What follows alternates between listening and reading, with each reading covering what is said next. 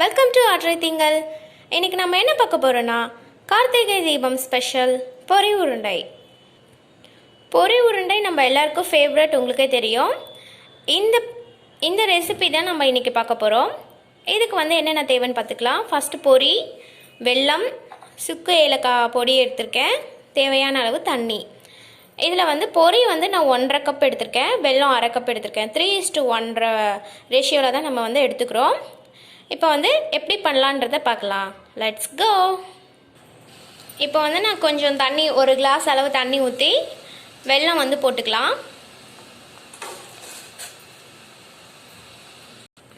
இந்த வெல்லம் நல்லா கரையட்டும். இது நல்லா கரைஞ்ச உடனே நம்ம இதை ஃபில்டர் பண்ணி எடுத்துக்கலாம்.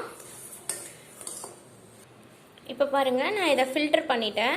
நம்ம இதை ஃபில்டர் பண்ணுறதுனால அதில் இருக்கிற அந்த சின்ன சின்ன தூசி மண்ணெல்லாம் வெளியில் வந்துடும். இப்போ இது நல்லா கொதிக்கட்டும். நான் இப்படி ஒரு பெரிய அகலமான கடாயில் தான் வச்சுருக்கேன். ஏன் இந்த மாதிரி வச்சுருக்கோன்னா, நம்ம பொரி போட்டு கிளறதுக்கு ஈஸியாக இருக்கும். அதனால் நான் இந்த மாதிரி பெரிய அகலமான கடாயை வச்சுருக்கேன். இப்போ நல்லா வெல்லம் கொதிக்கட்டும்.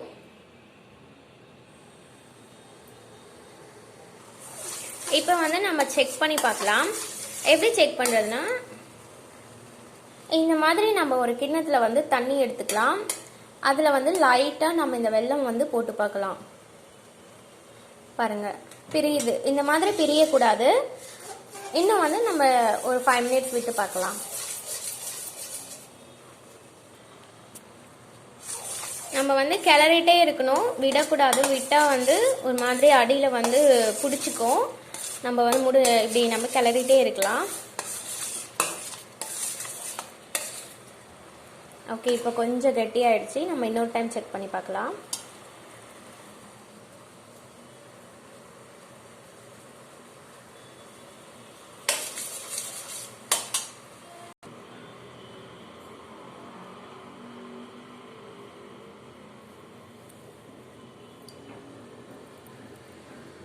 அது இன்னும் ஒரு 2 மினிட்ஸ் இருக்கட்டும்.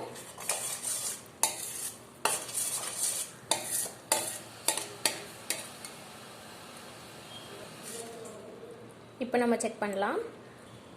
இங்கே பாருங்கள், ஒட்டாமல் அப்படியே ரவுண்டாக வருதில்ல. இந்த ஸ்டேஜில் தான் நம்ம மற்றதெல்லாம் போட போகிறோம்.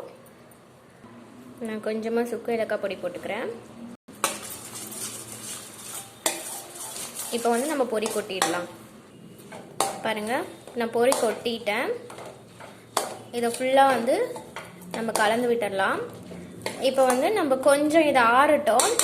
ஆறுன அப்புறம் நம்ம உருண்டை பிடிக்கலாம். ஏன்னா இப்போ நல்லா சூடாக இருக்கும், நம்மளால் தொட முடியாது. கொஞ்சம் நம்ம கை பொறுக்கிற அளவு சூடு வர வரைக்கும் நம்ம வெயிட் பண்ணலாம். பாருங்கள், இப்போ நல்லா நம்மளால் டச் பண்ண முடியுது.